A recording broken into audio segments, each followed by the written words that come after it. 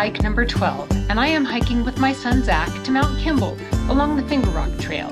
It's 4.5 miles each way for a total of nearly 9 miles with 4,200 feet of elevation gain. Zachary and I are going up Finger Rock Trail, and we are going to try to make it all the way to Kimball Peak. It is about 7:30 on Sunday morning, and it's a little chilly but very gorgeous.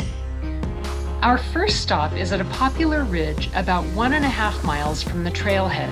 Zach's blood sugar is going down fast, so we sit down and enjoy the view while he eats several handfuls of Skittles and waits for his glucose levels to rise again. Zach was 13 years old when he was diagnosed with type 1 diabetes. He collapsed after a school debate competition, and when we took him to the hospital, they measured his blood glucose levels at around 600. Normal glucose levels are always right around 100. His transformation since that night has been nothing short of amazing. He's been working out regularly at the gym since he was 14. He takes his bike on 40-mile rides and has gone from 90 starving pounds to 175 pounds of muscle. But he's never done anything where he'll be completely isolated from medical help in case of an emergency. I'm going to take a screenshot of what his blood sugar level looked like when we stopped. We had to stop right here so that he could get a big bag of Skittles. That's what he brought for the hike today. It can get critical really, really fast.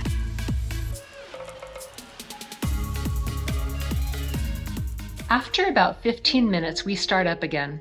Today, Zach is carrying a 35-pound backpack to train for the canyon, loaded with food and containers of water to add weight. We'll be watching how his blood sugar levels respond to an extreme physical activity like this, so we know what to expect in the canyon.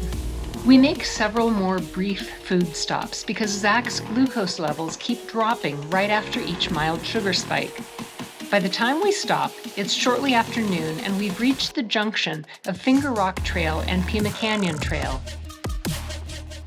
At this point, we've hiked over 4 miles and gained about 3,700 feet in elevation.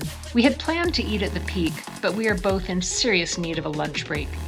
So we find a good place to unload, and Zach wolfs down 3/4 of the sandwich and most of the other food. So Zach, how trashed are your legs? Pretty trashed? What's my quadriceps? I shall, Get our lunch? yes. Cool. Oh, that's more than a foot long. We are at the junction of Finger Rock Trail and Pima Canyon Trail. Right now our butts are kind of kicked, but this Butts, literally. gourmet sandwich is going to fix everything. The bread is dry and spongy. Well, yeah, Yum, of course yum. it is.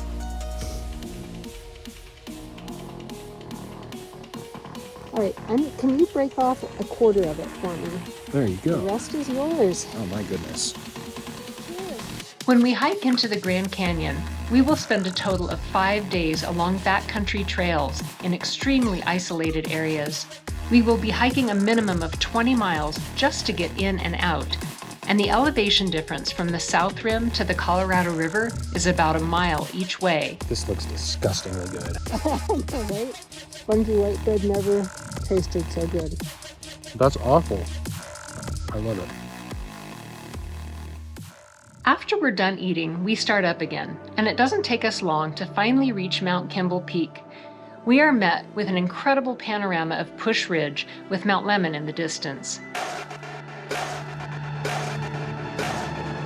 Panning around to the northwest, you can see Oro Valley. Tucson spreads out to the south, and the Rincons dominate the east. We sit on the edge of sheer cliffs that drop hundreds of feet below us. Really, really steep and really, really far down there. Kimball Peak, we did it.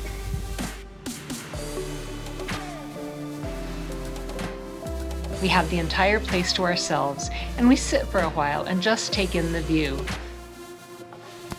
We finally realize that the day is getting longer, so we start back down.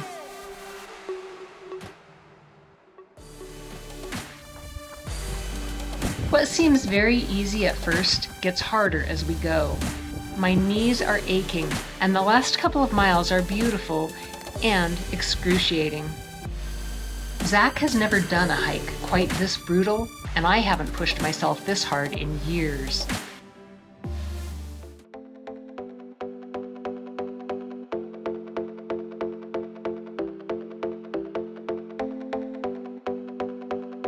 We made it, and boy, are we tired. Oh my gosh, that was the hardest hike I've done in years.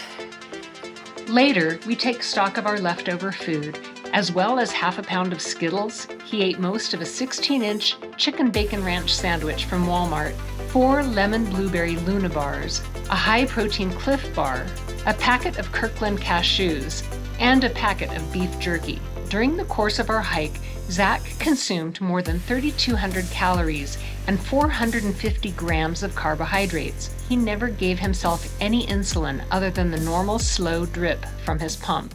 I guess my main takeaway from today is that we're going to need about 3 times as much food as we first planned.